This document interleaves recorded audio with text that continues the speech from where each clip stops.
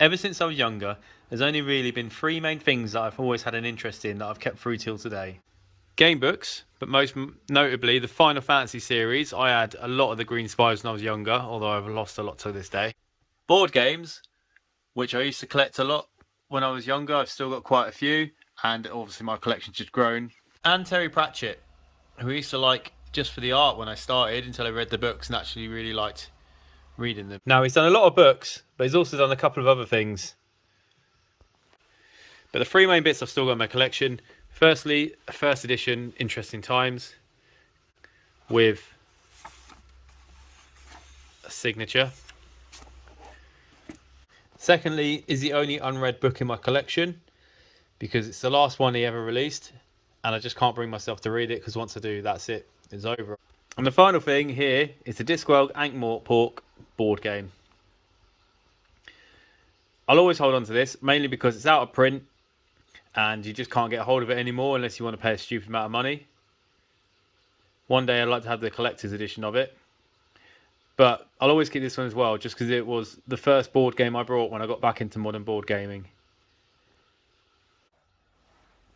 So let's just open it up and take a look at what's inside. First up here we've got just the instruction manual. It's only a couple of pages long. It's nice and simple really. If I can ever open it. You know, it just goes through it. A lot of pictures. It's quite easy to read and understand. A lot of the game comes down to iconography as well. So it's got all defined in there. It's mainly the random events that need a lot of clarification.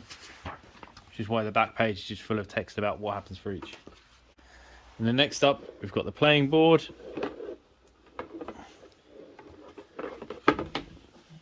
So here it is. Just lays out the city of Ankh-Morpork, divided into all the territories.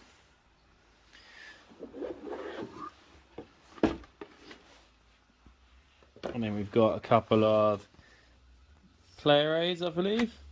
Yep. Go out, tells you what all the card symbols are, and tells you what all the city areas can do, and all the personality cards which define each player's winning conditions. And it's got a nice insert that actually holds everything. So we're going to have all the playing pieces here, which consists of houses for colour, and then you've got, I think they might be called agents or like your people. And also put some coins in the bag because every player starts with coins, just set up ease. We've got a bag of coins as well. Got the small silver coins and the big gold coins. I believe they're dollars, if I remember right. A couple more bags of meeples. Here we've got the demons. These are the black trouble markers we use in the game. Here we've got a couple of trolls. 12-sided dice as well.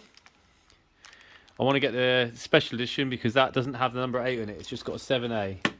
Which if you've read the books, you'll understand why. And then just 2 decks of cards. Or 3 decks of cards actually. So these are just going to be all the cards you use when you play the game. Because it's quite simple. All they have is iconography at the top. Some of them have got abilities down the bottom. When you just play the card, you just follow the icons in order and do what they say. Hello. Oops. But yeah, it's quite simple and easy. Obviously as well, it's all thematically themed around all of his works. And it's all got nice art depicting all the characters.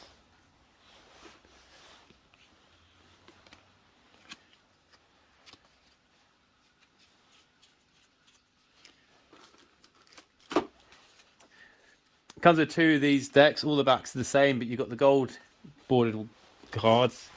And you're going to have the green bordered cards as well. You're always going to set up the 2 decks, sort them by colour to start with, and then have one on top of the other. So you'll always get half your cards in the first half and half your cards in the second. So your green cards are always going to come out first, and your gold cards are going to follow.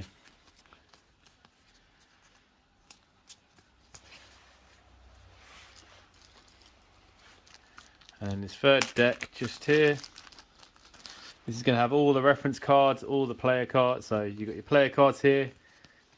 It's going to be like all your who you are and all your win conditions. You got all the city card locations here. So each location of the city is going to tell you the cost to have it and what your benefit gets. And it needs to be the random event deck on the bottom as well. You got 12 different random events that you can befall during the game.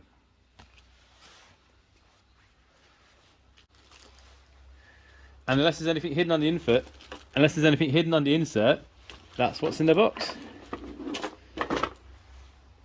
Oh, the punch sheet, because I always used to collect those. And there we have what's in the box for Discworld Ankh-Morpork. That's just for the base game. As I've said, there is the collector's edition version of the game, which at some point I'm going to get my hands on eventually when I can afford it for the price it goes, and if I can find someone selling it. It's quite a good game as well. I've played it a couple of times now. Obviously, it's my first game, so I did play it first. I've got a lot more games since, so I don't get around to it back much often. But when I do, I still enjoy it. It's quite easy to set up and teach. You can't get hold of this easily anymore, but there is an Anti-Narking by Martin Wallace, which is basically a reskin of this, but set in Victorian era. So you could always have a go at that if you want to see how the game plays out. But if you're a massive fan of Terry Patchell like I am, you're always going to want to get a hold of this. As always, a couple of links are going to pop up now. So follow up opening box videos, follow up Discworld videos will be above, and then a subscribe link if you want to follow my channel and get notified. That's fine. So thanks for watching and hope to catch you soon.